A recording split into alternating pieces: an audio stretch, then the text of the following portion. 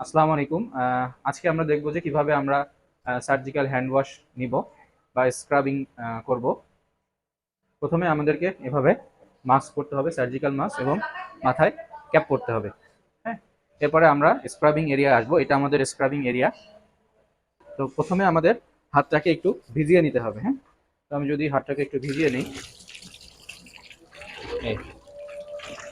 দেন আমাকে অ্যান্টিসেপটিক ওয়াশটা নিতে হবে। এখানে বিটাডিন সলিউশন আছে, তো এটা আমি হাতে নিব।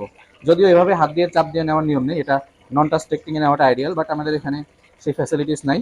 তো যেটা আছে সেটা দিয়ে আমি করে দেখাচ্ছি। এরপরে আমরা হাতটাকে এরকমভাবে 30 সেকেন্ড ধরে মুভ করব। এটা যখন হয়ে যাবে, এরপরে আমি হাতের উপরিভাগে 30 সেকেন্ড ধরে রাব করব। এবার এই হাতে রাব করব। এরপরে দুই আঙ্গুলের মাঝখানে, দুই হাতের আঙ্গুলের মাঝখানে এভাবে রাব করতে হবে। এভাবে 30 সেকেন্ড করতে হবে। এরপরে এভাবে 30 সেকেন্ড করতে হবে এবং এভাবে 30 সেকেন্ড করতে হবে।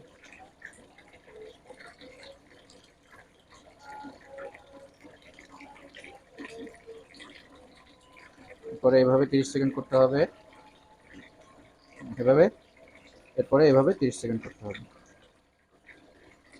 এরপরে বৃদ্ধাঙ্গুলিটা এই জায়গাটা বাদ থেকে যায়, এই জন্য এই জায়গাটা এভাবে ওয়াশ করতে হবে। এরপরে আমি এরকম কবজি থেকে কনুই পর্যন্ত ধুয়ে নিব। এটা আমার স্ক্রাব করা শেষ। এখন আমি ধুয়ে ফেলবো হাত। তো ধোয়ার সময় আমার যে জিনিসটা খেয়াল রাখতে হবে সেটা হচ্ছে যে আমার হাতটা থাকবে উপরে এবং কনুইটা থাকবে নিচে। মানে কনুইর পানি কোনো মতে হাতের সামনের দিকে না আসে। এভাবে ধোবো। ধোয়ার পরে আমার হাতটা আমি উপরে রাখবো এবং অপোজিট হাত আমি একই টেকনিকে ধুয়ে নিব।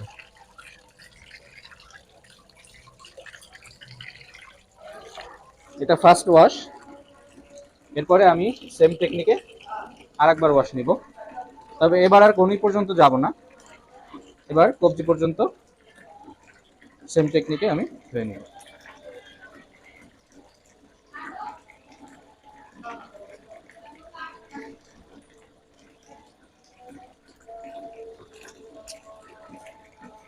এই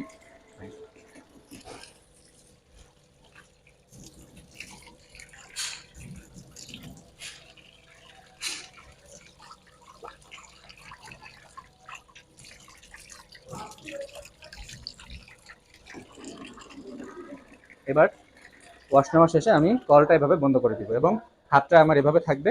এভাবে আমি ওটি কমপ্লেক্সের মধ্যে চলে যাব এবং এরপরে গাউন পরবো।